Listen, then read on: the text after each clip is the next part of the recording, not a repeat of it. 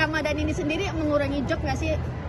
Atau justru Enggak. lebih banyak sama keluarga? Nggak, sebenarnya ngurangin sih enggak, tapi memang alhamdulillah timingnya aku tuh selalu kayak mungkin karena udah di usia segini kali ya, jadi aku tuh lagi nggak ngoyo banget. Kalau lagi ada kerjaan alhamdulillah, kalau lagi enggak ya udah mengartikannya adalah waktu lebih banyak lagi bersama keluarga gitu. Jadi apalagi ini juga sebenarnya sebentar lagi kan sudah mulai masuk jadwal promo gitu, jadi pas lagi bulan puasa ini jadwal kerjaan masih biasa aja tuh buat aku kayak asik, bisa waktu sama anak-anak, bisa maksimal olahraga, jadi kayak kita artikan semuanya dengan hal yang baik-baik. Oke, karena bicara soal ibu ya, artinya ibu di kehidupan Kana sendiri seperti apa sih artinya, dan Kana juga ibu juga, artinya seperti apa menjalani proses? Sebagai sandwich generation, sebagai ibu dan juga anak juga gitu. Film Jangan Buang Ibu ini membuat Nirina jadi apa ya, pengingat gitu. Buat pemain aja ini sebagai pengingat ya, karena Nirina di sini berperan sebagai Ibu Ristiana yang karakternya ini dimainkan dari umur 30-an, 40-an, 50-an sampai 60-an. Jadi di sini akhirnya tuh Nam mulai dipapar dengan kayak hal-hal yang Nam belum pernah tahu kan, kayak memerankan seseorang yang umur 60-an atau 50-an itu kan kayak apa ya gitu.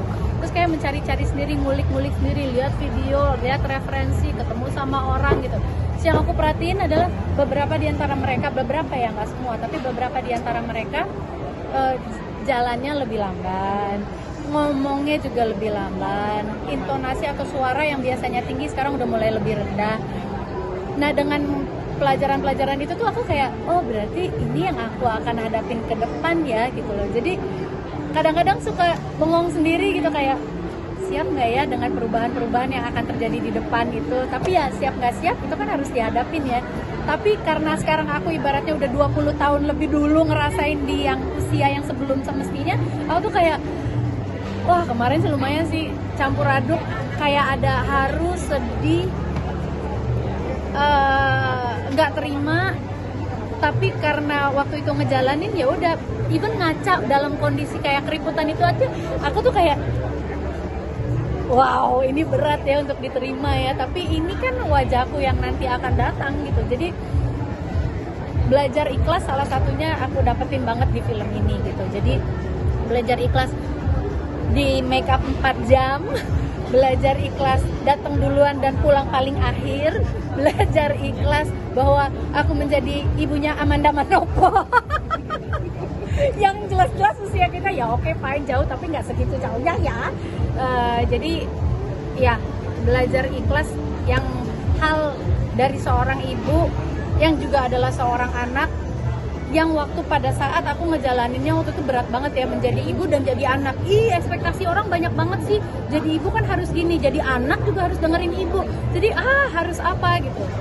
Ternyata ya itu udah setelah menjalani ini semua, akhirnya intinya adalah semua kejadian dalam hidup itu pasti ada artinya.